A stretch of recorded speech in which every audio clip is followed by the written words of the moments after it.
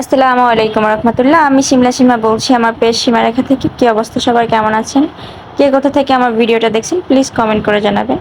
আচ্ছা, এই পাতাটা কে কে কে চিনেন, কে কি নামে চিনেন বা কোন জেলায় কি নামে ডাকে প্লিজ কমেন্ট করে জানাবেন। আমি কখনো দেখি নাই আমাদের এখানে, কিংবা আমি নামও জানি না। এটা আমার শ্বশুরবাড়ির এলাকার পাতা। এখানে চট্টগ্রামের মানুষরা টক পাতা নামে চিনে, এটাকে টক পাতা বলে ডাকে। তো এটা ভাজি করার জন্য চলে আসলাম, ভালো করে ধুয়ে এরপর একটু রসুন কুচি, পেঁয়াজ কুচি, কাঁচামরিচ কুচি দিয়ে এরপর ভালো করে একটু নেড়ে চেড়ে নিলাম হলুদ লবণের গুঁড়া দিয়ে। এরপরে দিয়ে দিলাম পাতাগুলা। আমার একটু ভুল হয়েছে, পাতাগুলো একটু কুচি করে দেওয়ার উচিত ছিল, মানে কুচি করে ওরা ভাজি করে, কিন্তু আমি আসলে জানতাম না। আমি মানে যেরকমটা বুঝছি আর কি ওরকম করেই ভাজি করতেছে। ওটা অনেক মজা ছিল, খুব টক, মানে যারা আর কি টক পছন্দ করে তাদের জন্য আসলে এটা টক পাতা যে বলে, আসলে এটা ঠিক প্রচন্ড টক, মানে তিতল খাওয়া লাগবে না আপনাদের আর এটা যদি খান কেউ।